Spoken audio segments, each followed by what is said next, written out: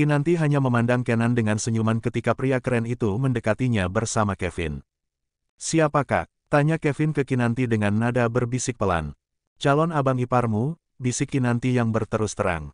Kevin melebarkan matanya lalu beralih menatap Kenan yang dikatakan sangat tampan. Paras Kenan itu benar-benar bisa dinilai sempurna. Mata tajam Kenan, alis tebal yang hampir menyatu, rahang tegas, hidung yang begitu mancung belum lagi bibi yang merah nyaris seperti warna ceri, tinggi Kenan yang menjadi idaman semua wanita. "Apa kriteriamu jadi makin tinggi sejak putus dari pria itu Kak?" tanya Kevin tidak percaya. "Apa kamu tidak kenal siapa kakakmu bisik Kinanti dengan raut wajah percaya diri. Kevin menaikkan sudut bibirnya dengan aneh ke Kinanti, "Siapa yang mau sama gadis barbar seperti kakak? Hanya pria gila saja yang menjadikan gadis barbar sebagai tipe ideal mereka. Aku saja suka perempuan feminim Kak," batin Kevin menggeleng kepalanya pelan. Kenan tiba di hadapan Kinanti dan Kevin, "Kalian tidak apa-apa." Kinanti tersenyum, "Terima kasih teman," ucap Kinan dengan senang. Kenan memandang datar Kinanti lalu beralih ke Kevin yang termangu saja melihat wajahnya dari jarak dekat. "Jika abang kaya pasti lebih bisa memikat wanita," kata Kevin tiba-tiba membuat Kinanti menendang tulang kering Kevin. "Ah!" Kevin mengadu kesakitan sampai terjingkat-jingkat. Kenan memiringkan wajahnya melihat situasi mereka berdua itu. "Jangan dengarkan adikku yang tidak waras ini Ken, dia bercita-cita aku harus menikah dengan pria kaya," Kinanti menjelaskan. Kenan tersenyum miring, "Tapi kau tidak suka?" jawab Kinanti sambil tersenyum. "Apa yang dia katakan memang benar, seharusnya kau menikah dengan pria kaya demi kebaikanmu sendiri," kata Kenan entah kenapa ia bisa banyak bicara dengan Kinanti. "Lupakan saja, kamu mau kemana Ken? Kenapa kamu pakai baju mahal?" tanya Kinanti penasaran. Kenan pun melihat kepakaiannya, dalam hatinya ia merutuk karena lupa statusnya adalah si pria biasa yang menyamar. Kenan tidak menjawab langsung pergi saja ke motornya dan meninggalkan Kinanti yang tersenyum melambaikan tangannya ke Kenan sampai tidak terlihat. Kinanti beralih ke Kevin yang sedang terduduk melihat kakinya sendiri. "Kenapa kamu berlebihan banget sih Vin?" tanya Kinanti dengan heran. Kevin melotot tak terima, "Kakak juga kenapa menendang kakiku?" "Sakit Kak, sudah aku bilang kalau aku tidak suka kekerasan." Kinanti cengar-cengir, "Kalau tidak ada kekerasan maka hidupmu akan diinjak-injak oleh kumpulan seniormu tadi." Kevin mendengus sebal, "Aku pulang saja," kata Kevin setengah merajuk. Kinanti menahan Kevin sambil tersenyum cerah menarik adik laki-laki semata wayangnya itu menuju mobil taksi. Tujuan Kinanti menaiki taksi itu demi memperlihatkan pada Kevin bahwa hidupnya setelah dikhianati pria itu kini sudah baik-baik saja. Kinanti juga tidak ingin Kevin merasa bersalah jika Kinanti irit biaya hanya karenanya. Di kamar, "Kak, bagaimana pria tampan tadi?" tanya Kevin melihat Kinanti yang sibuk mengompres kakinya Kevin. Kinanti memang barbar tapi ia sangat menyayangi mama dan adik kandungnya. Kinanti rela melakukan apa saja demi membuat mereka hidup enak sebab saat Kinanti kuliah Kevin sampai tidak jadi ingin melanjutkan kuliah dan hal itu membuatnya merasa bersalah. Kinanti sudah kuliah semester 5 langsung berhenti dan memilih mendalami ilmu bela dirinya serta memaksa adiknya mendaftar sekolah kedokteran yang menjadi impian Kevin selama ini. "Dia tetangga kakak, Vin. Kenapa kamu bertanya seperti itu? Kamu suka terong ya?" celutuk Kinanti. Kevin menggeleng kepalanya, mulut barbar kakak juga tidak berubah. Apa dia tahu betapa barbarnya tingkah kakak? "Jangan beritahu dia hanya menganggap kakak sebagai perempuan kuat yang setia kawan, sebagai teman saja kakak bela apalagi jika dia nanti jadi pacar kakak," kata Kinanti dengan bangga. Kevin menegaskan kalau ia tidak suka terong, Kevin masih normal dan sangat-sangat normal. Kinanti hanya mendengus sebal tiba-tiba pintu rumahnya diketuk oleh seseorang. Kinanti segera mendatangi pintunya dengan sumringah sampai-sampai Kevin merasa takut melihat perubahan Kinanti itu. Ceklek, Kinanti membuka pintu rumahnya dan ternyata memang Kenan. "Ada apa? Apa sudah waktunya kamu makan?" Kenan memberikan rantang nasi yang dipegangnya. "Apa ini?" Kinanti merasa bingung dengan pemberian Kenan. "Ini perintah mamaku, berbuat baik pada tetangga," kata Kenan melihat arah lain seolah tidak berani memandang Kinanti yang akan menertawai alasan tidak masuk akalnya itu. Kinanti sumringah menerima rantang nasi itu, "Kebetulan aku memang sedang malas masak." "Terima kasih, Ken," ucap Kinanti dengan senyuman. Kenan melenggang pergi saja setelah memberikan titipan mamanya. Kinanti terkikik memasuki rumahnya memandang rantang nasi pemberian mamanya Kenan. "Calon mertuaku yang baik," kata Kinanti. "Bicaramu seperti mamanya telah memberi restu padamu Kak. apa kakak yakin pria setampan itu tidak punya pacar? Kevin tiba-tiba muncul di belakang Kinanti. Kinanti tampak berpikir, selama ini kakak melihatnya belum pernah ada perempuan yang datang ke tempat kosnya. Kevin mengangguk pelan, jaga hati kakak baik-baik karena menurutku abang itu punya daya tarik yang tidak biasa. Aku yakin dia akan dikejar banyak wanita dari kalangan wanita kaya sampai kalangan bawah. Kinanti terdiam, kamu benar. Sepertinya kakak harus lebih agresif lagi. Kevin melototkan matanya, apa kakak tidak malu? Mana ada perempuan yang mengejar pria? Kenapa harus malu? Demi pria seperti itu apa malu dan harga diri harus dikedepankan? Asal kamu tahu ya Kevin. Karakter pria pendiam, tidak banyak bicara seperti Kenan itu harus dikejar bukan dia yang ngejar apalagi dia tidak suka didekati perempuan lain, celoteh Kinanti. Bagaimana kakak bisa tahu? Tanya Kevin memicing curiga. Karena kakak sudah memperhatikannya diam-diam waktu di tempat kerja, dia juga punya koneksi dengan akun hacker ternama yang bisa menjatuhkan lawannya tanpa harus disidang tahu. Kakak yakin dia berteman dengan pemilik akun itu. Kinanti berjalan menuju meja makan dan membuka isinya terlihat banyak makanan mewah. Wah, ini kenapa bisa ada lobster? Pekik Kinanti membekap mulutnya syok. Ada suratnya kak, kata Kevin menunjuk secarik kertas yang ditempel di balik penutup rantang.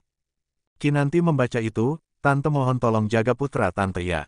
Dia memang terlihat mandiri tapi sebenarnya Kenan masih suka dilayani. Sejak kecil tante selalu menjaga pola makannya, kabari tante jika dia sakit ya. Terima kasih. Kinanti melihat nomor HP mamanya Kenan. Jantungnya berdebar kencang dengan tangan gemetar ia mengeluarkan ponselnya segera menyimpan nomor HP itu. Kakak kenapa? Tanya Kevin memegang tangan Kinanti yang gemetar. Kakak gugup, kata Kinanti tersenyum kikuk. Kevin menganga lebar, kak, dia belum menjadi ibu mertuamu jadi tidak usah drama, gerutu Kevin. Anak kecil tahu apa? Fokus saja dengan pisau bedahmu, kata Kinanti tanpa menoleh ke Kevin yang merasa pusing dengan kata-kata kakaknya itu, malam hari. Kinanti mengantar Kevin di parkiran. Kakak cuma punya uang saku segini Vin, kamu jangan hemat-hemat makan ya. Kakak tidak suka adik kakak kurus, kata Kinanti sambil mengeluarkan semua isi uang tunai di dalam dompetnya. Kak, aku bukan anak kecil lagi, aku sudah bisa kok dapat uang saku sendiri loh. Kakak biayai uang semester kuliahku saja itu sudah cukup kak, aku janji kalau aku sudah jadi dokter bedah nanti pasti akan aku bayar semuanya kak, kata Kevin dengan serius. Kinanti tersenyum memasukkan uangnya ke kantong jas putih dokter Kevin lalu mengusap kepala Kevin, anak kecil tahu apa ham. Kamu hanya fokus kuliah dan uang minta saja sama kakak ya. Nanti kalau kamu sudah sukses belikan mama rumah bagus saja, kakak hanya minta kalung berlian. Kevin tersenyum lebar, mereka memang sering bertengkar tapi jika masalah uang entah mengapa mereka bisa jadi begitu akur. Kemungkinan Kevin dan Kinan telah terbiasa saling bahu-membahu satu sama lain demi keberhasilan mereka tanpa merepotkan mama mereka berdua. Ya sudah, sana naik taksi, pinta Kinanti tapi Kevin menggeleng dan bilang ia harus berhemat jadi naik ojek. Minggu besok kakak gajian, jadi kakak pasti datang ke asramamu, Vin. Kata Kinanti dengan senyuman. Kenapa kakak tidak ke tempat mama? Mama pasti rindu sama kakak, tanya Kevin. Kinanti yang tadi tersenyum lebar malah berubah kecut. Mama selalu menangis melihat kakakmu ini, dia selalu saja meminta maaf dan meminta maaf. Kevin menggeleng kepalanya, jadi sampai kapan kakak mau mengabaikan mama? Mama seperti itu juga karena rasa bersalahnya kan? Kakak tinggal jelaskan aja baik-baik saja mama, apa susahnya sih? Tidak usah mengajari kakakmu ini ya. Dasar bocah cerewet, sana pergi. Usir Kinanti dengan galak. Bang Ken. Sapa Kevin hingga wajah Kinanti berubah manis dan putar badan tapi ternyata tidak melihat siapa-siapa. Kinanti memejamkan matanya dengan kesal, Kevin. Teriak Kinanti berbalik hendak meninju adiknya tapi Kevin sudah melarikan diri sambil melambaikan tangan ke Kinanti. Jaga diri kakak baik-baik ya. Aku senang melihat kakak lebih berisi dari sebelumnya, teriak Kevin. Kinanti tersenyum saja sambil membalas lambaian tangan Kevin lalu menarik nafas dalam-dalam. Kevin datang ke kosan kakaknya memang untuk melihat kondisi kakaknya telah putus dengan pacarnya di New York. Sebelumnya pipi Kinanti kurus seperti kurang makan tapi sekarang pipi Kinanti lebih tembem tanpa Kevin ketahui kalau makan Kinanti terjamin karena bersama Kenan jadi koki Kenan. Adikmu sudah pergi, tanya Kenan. Kinanti melompat kaget seketika mendengar pertanyaan Kenan, ia mengelus dada memandang Kenan tidak percaya. Kenapa aku tidak bisa mendengar suara langkah kaki dan nafasmu? Tanya Kinanti terheran-heran. Kenan hanya diam memiringkan kepalanya ke Kinanti. Ah, dia sudah pulang? Berkatmu aku tidak terlalu kurus sekarang, kata Kinanti memegang kedua pipinya yang semakin berisi. Kenan menatap lurus ke arah jalanan, apa dia datang hanya untuk melihatmu seperti ini? Kinan mengangguk, kami hidup hanya bertiga tapi bisa dikatakan bahagia walaupun kami kekurangan uang. Kenan diam mendengarkan, ayo berangkat. Ke kemana? Bukankah kita tidak bekerja? Tanya Kinanti celingukan. Cari makan di luar, jawab Kenan. Kinanti berlari kecil mengekori Kenan sambil tersenyum manis, kebetulan uangku sedang habis. Kenan diam saja mendengar kejujuran Kinanti yang tidak malu padanya itu. Kenan tentu tahu kalau Kinanti memang orang tidak punya tapi Kinanti tidak pernah malu menceritakan kekurangannya pada Kenan sementara Kenan yang punya uang dan kekuasaan malah malu memberitahu Kinanti yang sebenarnya. Dalam perjalanan, naik motor. Kinanti memegang ujung baju Kenan yang sedang mengendarai motornya. Ken, kita makan di mana? Kenapa jauh? Tanya Kinanti setengah berteriak. Kenan diam saja hanya melirik ke samping lalu kembali fokus. Kinanti mengerucutkan bibirnya tidak dapat balasan apapun dari Kenan terpaksa ia memilih sabar sambil celingukan mencoba mengenali tempat. Sejak dulu Kinanti tidak pernah jalan-jalan apalagi mengikuti segala acara study tour sekolah yang banyak butuh uang sementara dulu ketika Kinanti sekolah di kota untuk memiliki uang jajan saja Kinanti sudah sangat senang, jadi tak heran Kinanti tidak banyak kenal tempat bagus. Tepi pantai. Kinanti terpana melihat rumah kecil di jembatan menuju lautan. Ken, itu apa? Tanya Kinanti menunjuk rumah kecil yang dimaksudnya dengan ceria ke Kenan. Kenan melirik tempat itu, tempat bersantai, jawab Kenan melangkah pergi menuju restoran pinggir pantai itu. Kinanti berlari mengejar Kenan lalu Kenan meletakkan buku menu di kening Kinanti. Cari maumu, kata Kenan dengan jutek. Kinanti tersenyum senang membaca buku menu itu. Baginya dapat makan gratis saja sudah sangat menyenangkan lalu masalah sikap Kenan itu tidak Kinanti masukkan hati karena Kinanti tahu kalau Kenan adalah orang baik. Aku mau ini, pinta Kinanti. Kenan mencatat pesanan Kinanti lalu memberikannya ke karyawan yang tengah terpana dengan wajahnya Kenan. Pekerja wanita itu dengan malu-malu pergi memenuhi keinginan Kenan. Ken, sejak kapan kamu tahu tempat ini? Tanya Kinanti penasaran.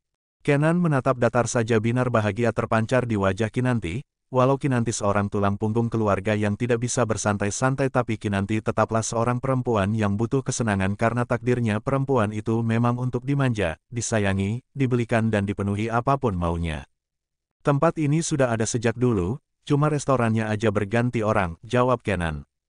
Boleh aku ke sana? Tanya Kinanti menunjuk rumah kecil di tengah pantai dan ke sana harus melewati jembatan. Kenan mengangguk, jangan lama-lama. Kinanti memekik senang lalu berlari melepaskan sendalnya menuju jembatan itu bahkan melompati pagar yang belum sempat dibuka oleh pekerja. Ketika salah satu pekerja hendak mengejar Kinanti tak sengaja melihat Kenan yang menggeleng kepalanya ke pekerja itu. Tuan, bisik pekerja itu syok membekap mulutnya ternyata dia adalah putra dari bodyguard Black Mouth, anak dari anggota mafia Black Master yang mengenal sosok Kenan. Kenan tersenyum miring melihat Kenan seperti itu tentu pekerja itu segera mengajak rekannya pergi. Awalnya rekannya kebingungan tapi menurut juga diajak pergi oleh kawannya. Kenan tidak melakukan apa-apa hanya melarang mereka mencegah Kinanti yang semangat sekali mendatangi rumah kecil itu. Tuan, ini jus Anda, pesanan Anda lagi dibuat, kata seorang pekerja wanita memberikan nampan berisi minuman untuk Kenan. Kenan mengangguk tapi tidak melihat wajah wanita itu, merasa dicuekin pun wanita itu hanya tersenyum lalu dipanggil oleh atasannya untuk melayani pelanggan lain. Kenan memainkan ponselnya sambil meneguk jusnya tanpa peduli tatapan pelanggan lain tengah menatap takjub dirinya.